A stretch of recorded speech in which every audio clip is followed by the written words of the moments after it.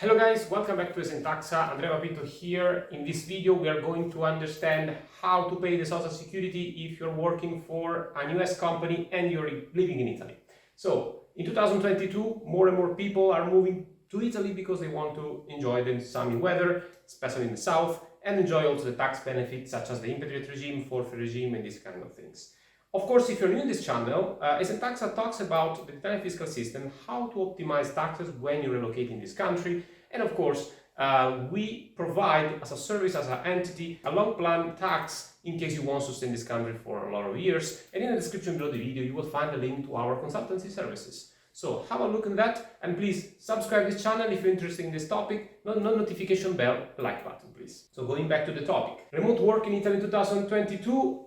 And this specific video is addressed for those who work for a US company, so a company based in United States. Now, the question is, a lot of people ask us, where do I pay my social security? And where do I pay my taxes? Okay, so first of all, let's discuss about the social security. The social security, it's the amount of money that you're obliged to pay for your future pension. So if you work in Italy by the Italian law, by the Italian labor law, you have to pay the social security in Italy if you pass more than 6 months. So basically you carry on your work here in Italy and most of your time, and by the Italian law you have to pay the social security in Italy. So the most classical thing is to ask to your US employer to turn your position from employee to freelancer and open a VAT position in Italy, either a freelancer or as a self-employer, or if you want you can also open a Italian liability company like an SRL.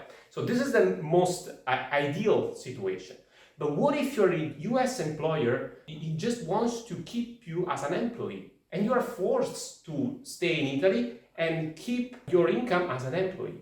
So in this case, how do we do with the social security first and then with the tax afterwards? Well, there is a convention between the United States and Italy that exactly explains the situation. For the social security, for this specific country, so this convention is different from the rest of the countries. It's just extremely focused between Italy and the United States. You have to pay the social security based on your citizenship, okay? So if you're in Italy for most of your time and your company is based in the United States and you are US citizen, by the convention between Italy and the United States, the international conventions are normally more powerful than the local labor law, you pay the social security only in the United States. That makes the things extremely easy to manage. So your employer keeps paying your social security in the United States. But if you're quite an Italian citizen or you are an Italian citizen, actually you have the opt to choose.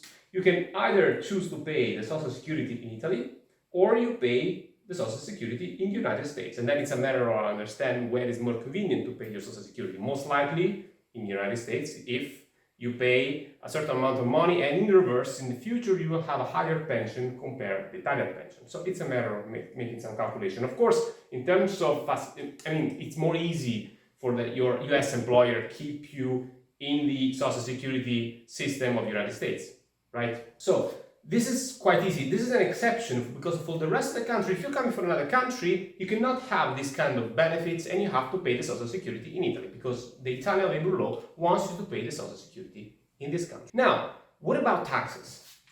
What if we pass more than 6 months in Italy and we are liable of Italian taxes, of course?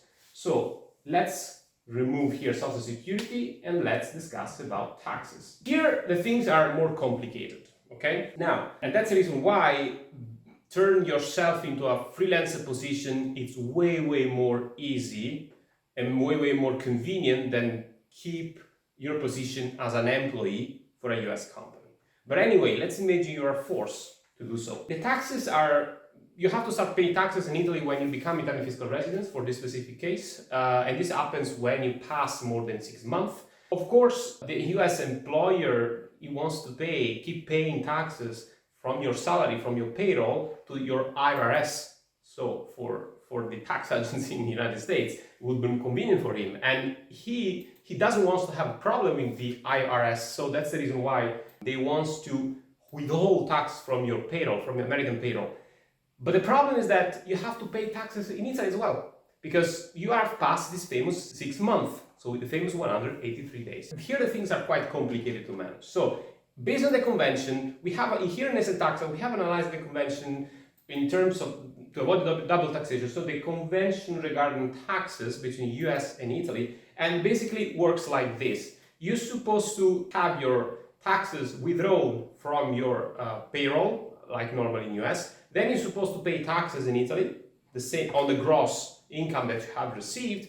And then you have to invoke your convention and ask back to IRS the reimbursement of the same amount that you have paid in Italy, or the amount that you have seen withhold from your payroll at the beginning. Okay, so as you can see, it's complicated. So there is these double steps, and you have to basically for a certain amount of time have paid taxes twice, and you have to wait for the reimbursement afterwards. So this is how you can deal with taxes.